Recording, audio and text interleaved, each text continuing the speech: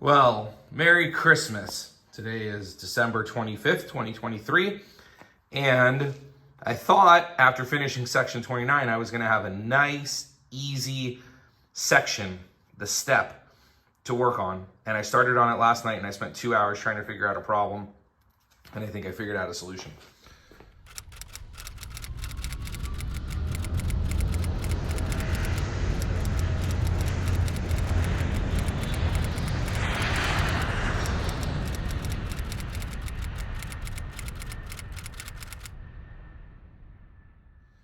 So the issue is, if I remove, I'll talk about this jig I made, but if I remove these two clecos, this whole section pops out a bit. Comes out, like this part comes out that way about 1/4 to 1/2 inch, which throws off how far you could put the step in, which throws off where you're gonna drill the hole. Now the instructions have you, this is the right side, the instructions have you do something really weird.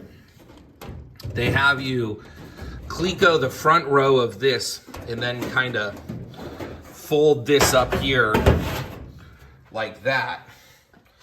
But then you can't really get in there. And if all I'm doing is clecoing the front row, that doesn't help me with alignment. So in order for me to use the floor pan, I would have had to come back to at least 2 holes into this, really 3, but my jig didn't make it to 3. But then by the time I came back that far, then I definitely couldn't fold it up and get to it. So I had this really thick aluminum VA274 and I think VA273, which were used for drilling larger holes into my main spar for the landing gear. I think we had to add some additional holes and enlarge some holes. That was because that spar was built in like 2018. I think they changed it in like 2019 or 20. So they sent me that kit, but that's done. I don't need that metal anymore. It's thick metal. It's like maybe 1/8 of an inch thick. Anyways, so what I did was I created a jig. I basically traced the floor pan, match drilled. And so now I have this jig here that holds the plane in alignment to where it should be held in alignment.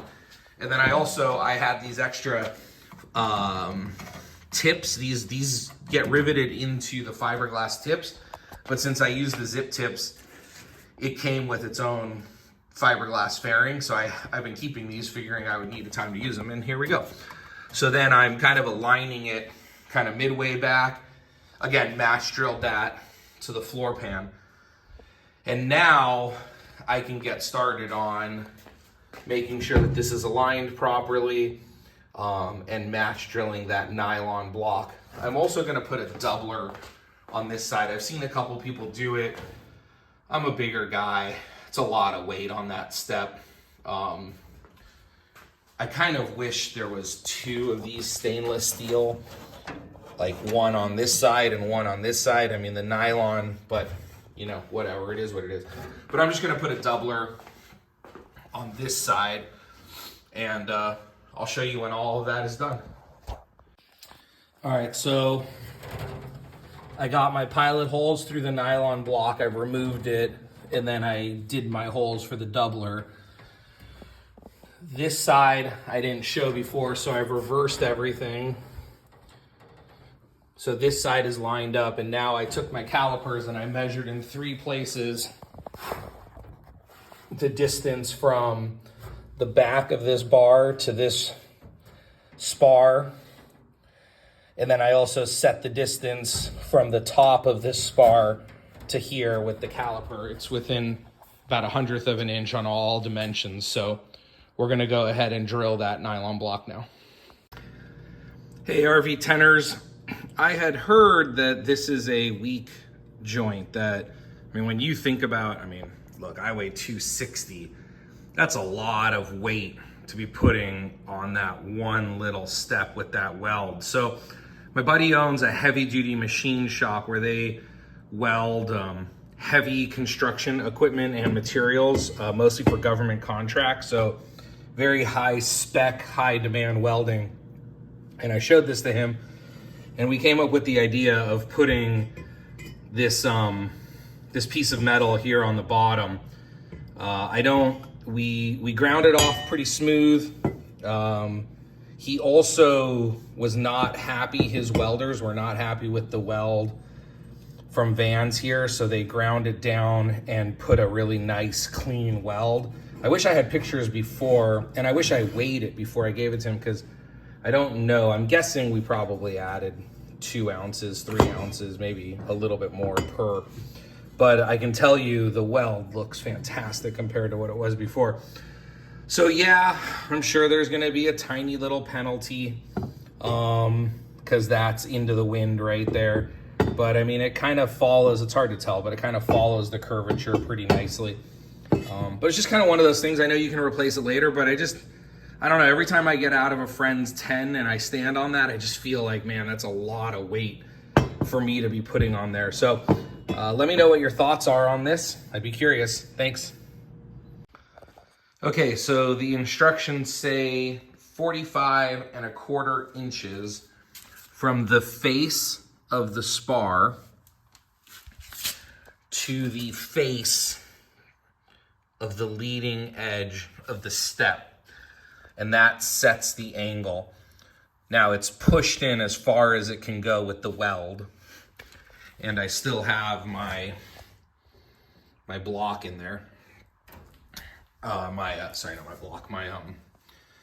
template to keep the skin in as tight as it should be. So